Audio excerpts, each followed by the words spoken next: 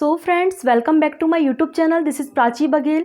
Friends, जैसा कि आप सभी लोगों को पता है कि हम लोगों के इंपॉर्टेंट क्वेश्चन की सीरीज़ चल रही थी, जिसमें आज हम लोग नेक्स्ट देखेंगे। दोस्तों, अगर आप मेरे चैनल पर नए हैं तो प्लीज़ मेरे चैनल को सब्सक्राइब करें ताकि आपको जल्दी ही नोटिफिकेशन मिल जाए। दोस्तों, जो मैंने आज क्वेश्चन लेकर आई हूँ, ये इंपॉर्टेंट पॉइंट लेकर आई हूँ, ये किसी भी एग्ज़ाम में हमेशा देखने मिलते हैं।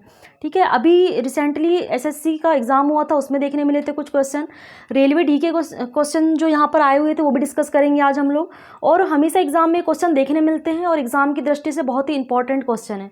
तो देखते हैं, हम लोग डिस्कस करते हैं। मनुष्य में पाचन क्रिया कहाँ से प्रारंभ होती है? मुख से प्रारंभ होती है ना। अभी हम लोग अच्छे से फिजियोलॉजी पढ़ेंगे, ह्यूमन फिजियोलॉजी, तो उसमें हम लोग अच्छे से डाइजेस्टिव सिस्टम पढ़ेंगे। तो स्टार्ट कहाँ से होता है? मुख से होता है ना। सबसे पहले अगर कोई अंग की बात की जाए तो पाचन शुरुआत से ही कहाँ से स्टार्ट हो जाता है? मुख से। आपको ऑप्शन में बहुत सारे अंग दे देंगे। ठीक है, जीभ दे देगा, मतलब आंत दे देगा, आमाशय दे देगा। तो आप लोगों को उसमें क्या करना है? मुख करना है। मतलब स्टार्टिंग से मैंने आपको बताया था ना कि मुख में कौन सा एंजाइम स्रावित होता है, सिक्रीट होता है, टाइलिन होता है, एमाइलेज होता है ना। तो वहीं से, और टाइलिन या एमाइलेज एंजाइम क्या करता है? कार्बोहाइड्रेट का पाचन करता है ना।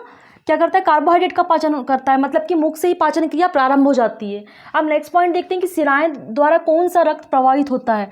तो जो ऊपरी भाग में रहती हैं, ठीक है, तो वो क्या होती है? सिराएं रहती हैं, जिसमें कौन सा रक्त बहता है? अशुद्ध रक्त बहता है। दोस्तों, जो नीली कलर की जो हमारे इसमें सिराएं दिखती हैं, ये ऊपरी जो दिखती है ऊपरी भाग में, तो वो क्या होती है? सिराएं, जिसमें क्या होता है? अशुद्ध रक्त होता है। ठीक है, डीऑक्सीजनेट युक्त रक्त होता है, जिसके कारण क्या दिखती हैं? नीली कलर की दिखती है सिराएं, है ना, नीली हरी कलर की दिखती हैं। और एक अपवाद है, एक कौन है? अपवाद है। कौन सी सिरा है? पल्मोनरी सिरा है ना। पल्मोनरी सिरा एक अपवाद है, जिसमें कौन सा रक्त पाया जाता है? शुद्ध रक्त पाया जाता है। ठीक है, उसमें कौन सा रक्त पाया जाता है? शुद्ध रक्त। वो इसका अपवाद कौन है? पल्मोनरी वेन है। इंपॉर्टेंट है दोनों पॉइंट। नेक्स्ट क्या है? धमनी द्वारा कौन सा रक्त प्रवाहित किया जाता है? धमनी हमेशा क्या करती है? शुद्ध रक्त करती है ना। शुद्ध रक्त पंप होता है धमनियों के द्वारा। लेकिन इसका भी एक अपवाद है। कौन सी धमनी है?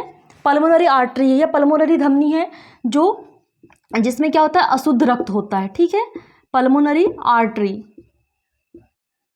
ठीक है, इसमें कौन सा रक्त होता है? अशुद्ध रक्त होता है।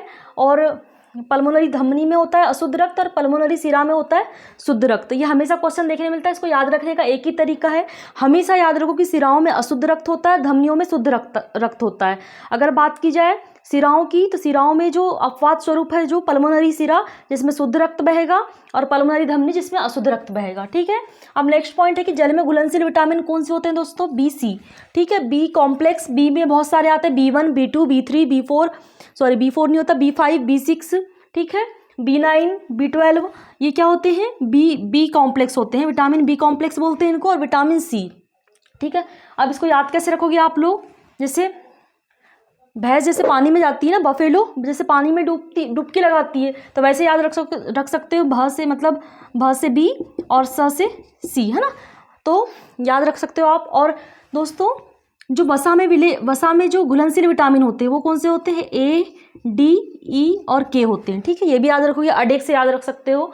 अडेक मतलब वसा में घुलनशील विटामिन, और बी, सी मतलब भैंस जो होती है जल में डुबकी लगाती है, इसलिए जो है बी और सी जल में घुलनशील विटामिन है। ठीक है, अब देखते हैं कि बीमारी होती है एथलीट फुट, है ना, जो पैरों की उंगलियों के बीच में ऐसे दाने दाने से हो जाते हैं, और ऊपरी चमड़ा मतलब स्किन जो है तो निकलने लगती है ना, जो ऊपर की चमड़ी जो रहती है वो निकलने लगती है, तो उसको क्या बोलते हैं? एथलेटिक फुट बीमारी बोलते हैं ना। जो किसके कारण होती है स्टूडेंट? फंगी के कारण होती है ना। ये भी इंपॉर्टेंट है, ये हमेशा क्वेश्चन पूछता है कि एथलीट फुट रोग किसके कारण होता है? तो फंगस के कारण या कवक के कारण होता है ना। किसके कारण होता है? कवक के कारण होता है। अब नेक्स्ट पॉइंट क्या है?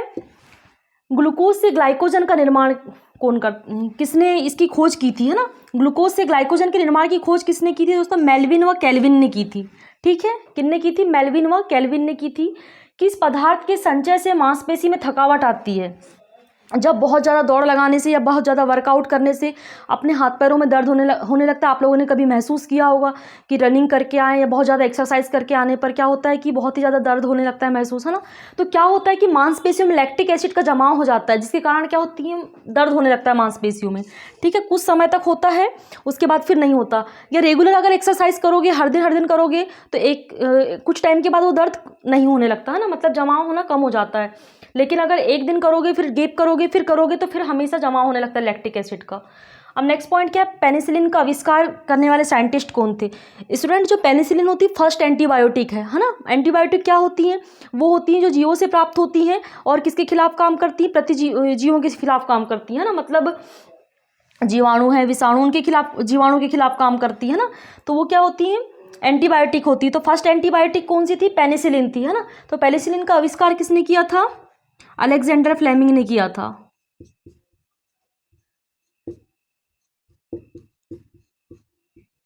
बहुत ही इंपॉर्टेंट पॉइंट है ये भी, ठीक है। हमेशा क्वेश्चन पूछता है कि पेनिसिलिन का आविष्कार करने वाले साइंटिस्ट कौन थे? तो अलेक्जेंडर फ्लेमिंग थे।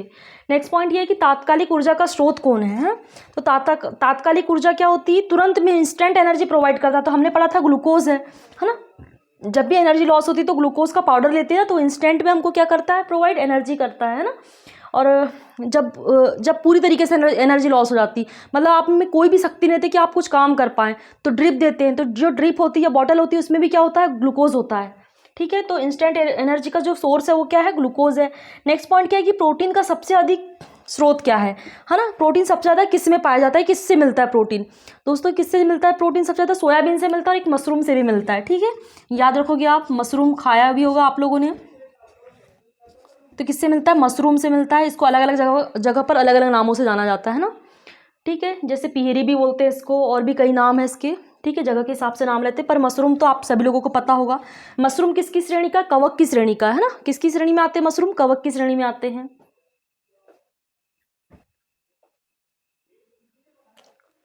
अब हम लोग देखते हैं कि चाय में उत्तेजक पदार्थ क्या होता है। आप लोगों ने पढ़ा होगा कॉफ़ी में क्या होता है? कैफीन होता है ना। पढ़े हम लोगों ने कॉफ़ी में क्या होता है? कैफीन उत्तेजक पदार्थ होता है जो एक समय तक की क्या देता है? उत्तेजना देता है ना, एक्साइटमेंट देता है। तो वो क्या है? कॉफ़ी में कैफीन है। वैसे ही स्टूडेंट, चाय में क्या होता है? थीन होता है। क्या होता है? थीन होता है, बहुत ही इंपॉर्टेंट है। तो चाय में थीन याद रखोगे और कॉफ़ी में कैफीन। कॉफ़ी में कैफीन तो याद ही है क्योंकि नाम से याद रख सकते हो आप, लेकिन चाय में याद रख लेना थीन, है ना। थीन होता है चाय में। अब नेक्स्ट पॉइंट क्या है कि ब्रोंकाइटिस रोग संबंधित है। तो ब्रोंक्यूल्स कहाँ होते हैं स्टूडेंट? ब्रोंक्यूल्स होते हैं फेफड़ों में, लंग्स में होते हैं, है ना। ब्रोंक्यूल्स, जैसे ये एक फेफड़ा है, ठीक है, ये एक फेफड़ा है, तो यहाँ पर छोटे छोटे ब्रोंक्यूल्स में बटे होते हैं, ठीक है। तो यहाँ पर क्या होते हैं? फेफड़ों के अंदर ब्रोंक्यूल्स होते हैं, है ना। क्या होते हैं? ब्रोंक्यूल्स होते हैं। और स्टूडेंट, अगर ब्रोंक्यूल्स का इन्फ्लामेशन हो जाए या सूजन आ जाए, अगर जहाँ इन्फ्लामेशन शब्द हो जाता है या सूजन शब्द हो जाता है, तो वहाँ क्या जुड़ता है? टिस जुड़ जाता है ना। जहाँ सूजन जुड़ जाती है तो वहाँ क्या जुड़ जाता है? टिस जुड़ जाता है। टिस लगा देते हैं हम लोग। मतलब कोई भी बीमारी हो, है ना, जैसे कोई भी, जैसे इन्फ्लामेशन होता है, जैसे इंटेस्टाइन का इन्फ्लामेशन हो रहा है, तो कोई भी इन्फ्लामेशन हो जाता है तो उसको क्या बोलते हैं? लास्ट में टिस आ जाता है ना। उस वर्ड के लास्ट में क्या जाता है? टिस आ जाता है। तो वैसे ही ब्रोंक्यूल्स का इन्फ्लामेशन हो जाता है तो वो किससे संबंधित बीमारी? फेफड़ों से संबंधित बीमारी। क्योंकि ब्रोंक्यूल्स कहाँ पाए जाते हैं? लंग्स में पाए जाते हैं या फेफड़ों में पाए जाते हैं, है ना। तो ब्रोंक्यूल्स का क्या हो रहा है? इन्फ्लामेशन हो रहा है या सूजन हो रही है, तो इसी संबंधी रोग किससे है? फेफड़ों से। ऐसा याद रख सकते हैं आप। मानव शरीर में श्वसन वर्णक कौन सा है? तो हीमोग्लोबिन है। अब श्वसन वर्णक कैसे है? क्योंकि हीमोग्लोबिन में ही घुलकर क्या होती है? ऑक्सीजन पूरे शरीर के अंगों तक प्रवाहित की जाती है ना। मतलब कि किस में घुलकर हो रही? हीमोग्लोबिन में घुलकर ही ऑक्सीजन जा रही। और ऑक्सीजन क्या करता, मतलब रक्त क्या करता है? ऑक्सीजन ले जाने का काम करता है ना, और कार्बन डाइऑक्साइड को क्या करता है? बाहर लाने का काम करता है। तो क्या श्वसन का काम में हेल्प कर रहा है क्या? नहीं। तो कौन हेल्प कर रहा है? हीमोग्लोबिन हेल्प कर रहा है। तो मानव शरीर में श्वसन का वर्णक क्या होगा स्टूडेंट? हीमोग्लोबिन होगा। अब नेक्स्ट पॉइंट क्या है कि मानव में सबसे छोटी रक्तवाहिनियाँ, बिल्कुल, जो सबसे छोटी रक्तवाहिनी क्या होती है? केशिकाएं होती हैं। क्या होती हैं? केशिकाएं, या इनको क्या बोलते हैं? कैपिलरीज भी बोलते हैं।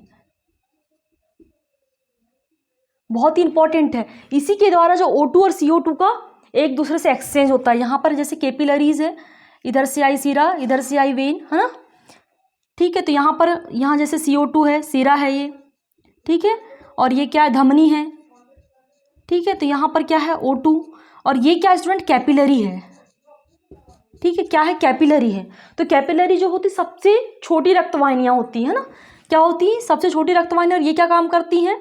बिल्कुल एक्सचेंज का काम करती हैं। CO2 और O2 का एक्सचेंज का काम कौन करता है स्टूडेंट?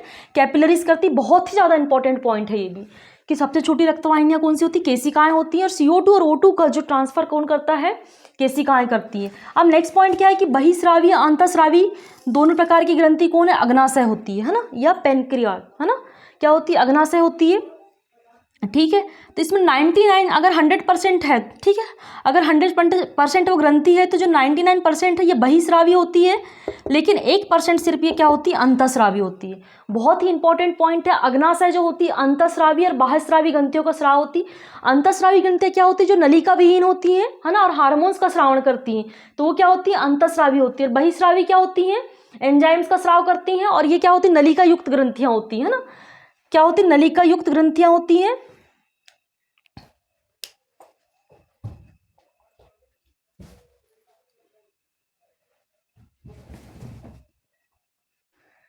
स्टूडेंट निषेचन कहाँ होता है, फैलोपियन ट्यूब में होता है। निषेचन का मतलब क्या होता है, फर्टिलाइजेशन। क्या होता है, फर्टिलाइजेशन या निषेचन।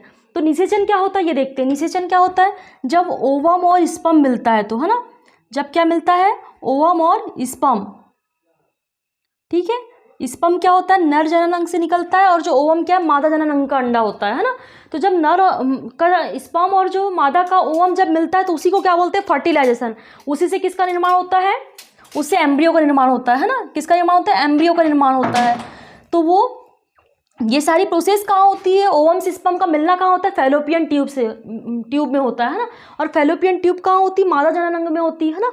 फैलोपियन ट्यूब को ये अंडवाहिनी कहते हैं, मतलब अंडा वहाँ से ही जाता है, इसीलिए उसको क्या बोलते हैं, अंडवाहिनी, है ना।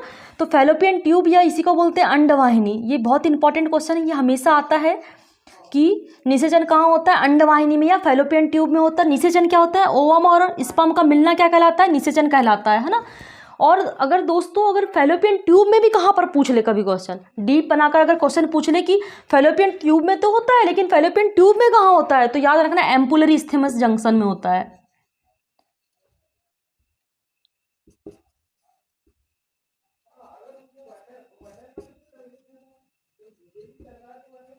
अब नेक्स्ट पॉइंट देखते हैं हम लोग, पेडोलॉजी में किसका अध्ययन करते हैं ना। तो पेडोलॉजी मतलब, पेडो का मतलब होता है सॉइल होता है ना। पेडो का मतलब होता है सॉइल या मिट्टी, है ना। तो पेडोलॉजी में किसका अध्ययन करते हैं स्टूडेंट, मिट्टी का अध्ययन करते हैं, है ना। नेक्स्ट पॉइंट क्या है कि अनुवंशिकी के पिता कौन है। तो अनुवंशिकी के पिता कौन कहलाते हैं, सर ग्रेगर जॉन मेंडल कहलाते हैं। इनके नाम के आगे हमेशा सर लगता है क्योंकि बच्चों इनको सर की उपाधि से सम्मानित किया गया था, है ना। तो अनुवंशिकी के पिता कौन है, सर ग्रेगर जॉन मेंडल हैं। अब नेक्स्ट पॉइंट क्या है कि हाइड्रोपोनिक्स क्या है, बहुत ही इंपॉर्टेंट है ये भी पॉइंट। हाइड्रोपोनिक्स आपने शायद छोटी क्लासों में कभी पढ़ा होगा, ठीक है, तो याद होगा तो आपको, नहीं होगा तो हम बताते हैं कि हाइड्रोपोनिक्स ये होता है जहाँ बिना मिट्टी के क्या उगाए जाते हैं, पेड़ उगाए जाते हैं या प्लांट उगाए जाते हैं, है ना। मतलब वहाँ मिट्टी नहीं होती है, सिर्फ एक पॉट में क्या कर देते हैं, पानी रख देते हैं या एक उसमें पानी रख देते हैं और फिर उसी में क्या उगा देते हैं, पौधे। तो उस पानी में जो मिट्टी के लिए जो आवश्यक तत्व होते, पौधों के लिए जो आवश्यक तत्व होते हैं, तो वो सारे क्या किस में होते हैं, पानी में होते हैं, है ना, ये विलयन में होते हैं। सारे तत्व जो पौधों को जीवित रहने के लिए या कोई बीमारी ना लगे इसलिए, तो जितने भी तत्व होते हैं वो सारे डाल दिए जाते हैं उसमें, ठीक है। ऐसा विलयन तैयार किया था और उसी विलयन में क्या उगाए जाते हैं, प्लांट उगाए जाते हैं। उसी विधि को क्या बोलते हैं, हाइड्रोपोनिक्स बोलते हैं, है ना। क्या बोलते हैं, हाइड्रोपोनिक्स। वेरी इंपॉर्टेंट है ये भी पॉइंट। अब नेक्स्ट क्या, रक्तदाब का मापन यंत्र। तो रक्तदाब किससे मापते हैं, बीपी, है ना। किससे मापते हैं, बीपी, बीपी मापते हैं स्फिग्नोमीटर से मापते हैं। ये भी क्वेश्चन रिपीटेड है, बिल्कुल आता है, हमेशा एग्जाम में देखने मिलता है। एक ये क्वेश्चन, अनुवंशिकी के पिता, तो बिल्कुल मोस्ट आईएमपी है ये तो। आप मैंने अभी जब देखा तो ये बहुत सारे एग्जाम में पूछा गया था, बिल्कुल रिपीट करता है ये क्वेश्चन। अनुवंशिकी के पिता कौन है, sir Gregor John Mendel. Sir क्यों लगाते, क्योंकि उनको सर की उपाधि से सम्मानित किया गया था ना, सर ग्रेगर की उपाधि से, ठीक है। निषेचन भी याद रखोगे आप कि अगर फैलोपियन ट्यूब में तो हो रहा है, लेकिन फैलोपियन ट्यूब के भी कहाँ हो रहा है, एम्पुलरी इस्थमस जंक्शन में हो रहा है।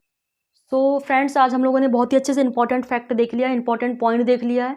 जो मैंने आज आपको पॉइंट बताए ये हमेशा एग्जाम में देखने मिले हैं, ठीक है। तो आप लोग इनको अच्छे से रीड कर लिए, और हमने एक पॉइंट के साथ साथ हमने 2-3 पॉइंट और डिस्कस कर लिए, उनसे जुड़े हुए, है ना। तो हमने जितने पॉइंट तो दिख रहे हैं लेकिन उनके साथ साथ और एक्स्ट्रा पॉइंट डिस्कस कर लिए, तो ये बहुत ही इंपॉर्टेंट है। आप लोग इनको अच्छे से देख लेंगे और एग्जाम में हमेशा क्वेश्चन पूछे जाते हैं इनसे, ठीक है। अगर आप मेरे चैनल पर नए हैं दोस्तों तो प्लीज़ मेरे चैनल को सब्सक्राइब कीजिए और प्लीज़ सपोर्ट कीजिए। Thank you.